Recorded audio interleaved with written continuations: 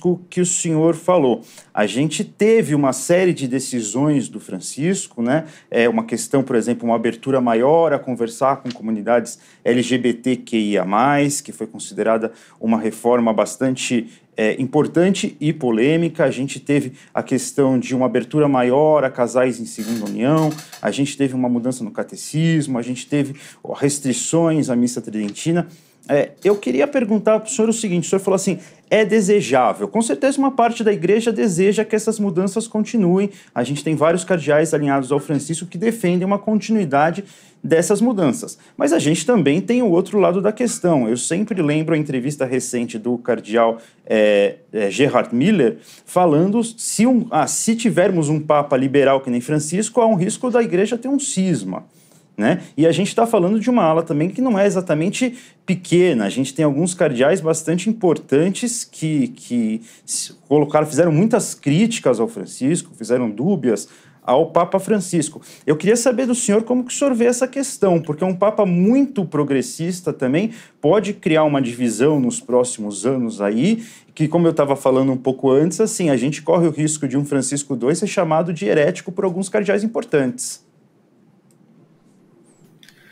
Corremos o risco, sim, porque, de fato, nós estamos falando de uma instituição com muitas divisões internas. Eu não acredito numa divisão, num cisma da Igreja Católica. Essa fala deste cardeal representa uma visão de mundo que, no final das contas, trabalha com essa lógica, né? Com a lógica de apontar para uma possível tragédia para que nós possamos dar alguns passos atrás neste momento. A Igreja Católica avança como a onda do mar.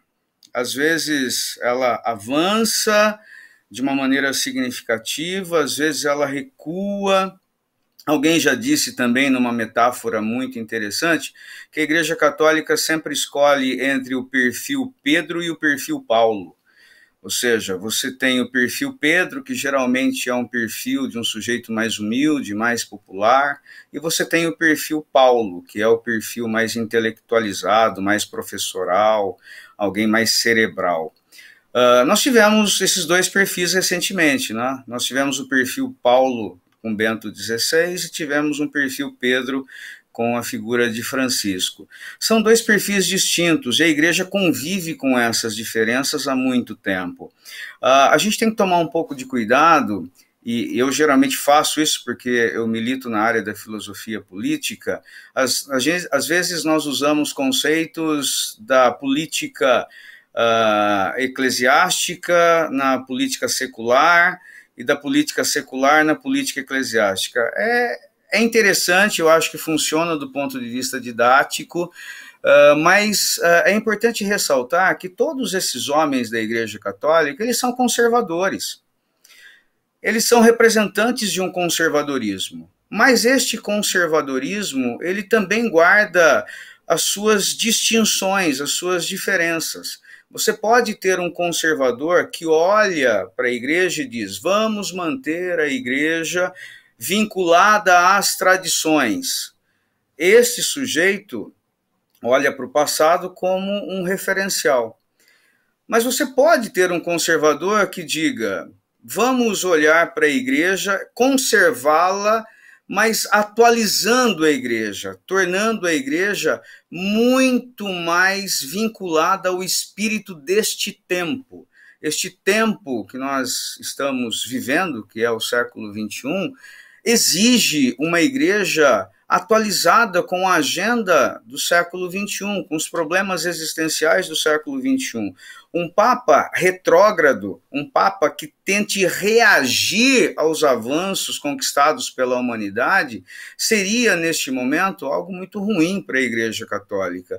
Porque depois de Francisco, depois que a onda avançou de uma maneira significativa, você ter agora um retrocesso seria algo muito ruim para a vida da igreja, e talvez isso se reflita exatamente na dificuldade, né, de evangelizar, de ir adiante em missão, de continuar nesse projeto de igreja acolhedora que Francisco colocou em prática. Sim. Nessa perspectiva de Pedro ou Paulo, a gente viu nos últimos dias também muito o uso da palavra sinodal, manter a igreja nesse caminho sinodal.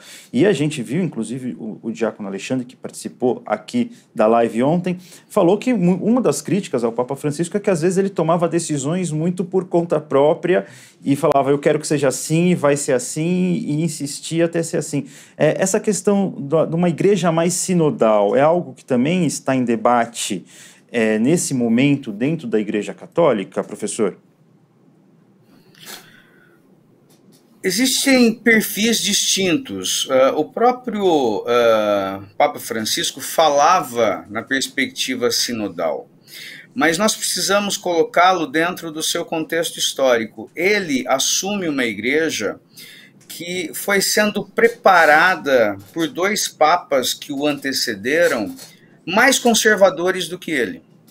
Então, portanto, quando Francisco assume, ele tem que enfrentar uma série de desafios dentro da Cúria. Ele tem que enfrentar visões de mundo mais conservadoras e algumas reacionárias. E neste processo todo, ele foi dando a sua cara para essa perspectiva da Cúria. Ele foi trazendo para junto dele pessoas em quem ele confiava e pessoas que tinham este perfil de levar a igreja para um entendimento melhor do que é o século XXI, dialogando com todos os setores, mostrando que a Igreja Católica ainda é uma força extremamente importante no mundo. E, portanto, diante dessa situação toda, né, às vezes ele podia sim tomar uma atitude ou outra de uma forma mais personalista, mas isso faz parte exatamente da dinâmica da política. O que aconteceu de fato no mundo é que desde o século XVIII nós tivemos uma crise na metafísica, nós tivemos uma crise que colocou o mundo agora numa outra perspectiva. Então, o mundo começou a acreditar muito mais na ciência, o mundo, grupos apareceram dizendo que as religiões iriam desaparecer.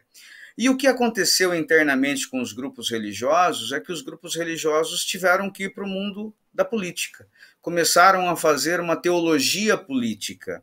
Essa teologia política desembocou, por exemplo, nessa guerra cultural que a gente vê hoje muito forte, vinculada à extrema-direita no mundo. Perfeito? Então, você percebe grupos religiosos, às vezes, tentando tomar de assalto o Estado. Isso acontece no Brasil com os grupos evangélicos mais radicais, mais ligados ao fundamentalismo. Então, essa crise da metafísica no século XVIII desembocou diretamente numa teologia política mais efetiva. E essa teologia política tem ali as suas distinções, os seus matizes, grupos mais à direita, grupos mais à esquerda, grupos mais de centro. Francisco pegou uma igreja católica em efervescência, pegou uma igreja católica com todas essas visões de mundo dentro da Cúria. E foi necessário tomar algumas medidas que desagradaram determinados setores.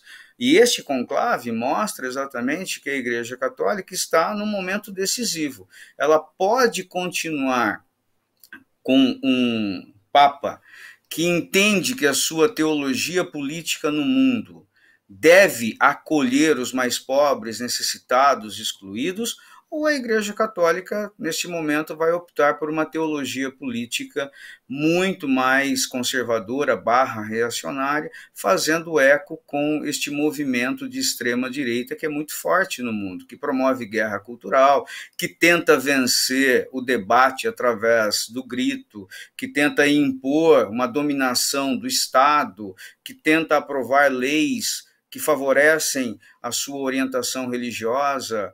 O Papa Francisco mostrou que a Igreja Católica pode continuar no mundo, existindo no mundo, evangelizando, fazendo missão e conquistando fiéis pelo amor, e não simplesmente pela tomada, né, à força do Estado ou simplesmente ocupando o espaço da cena pública com um catolicismo reacionário.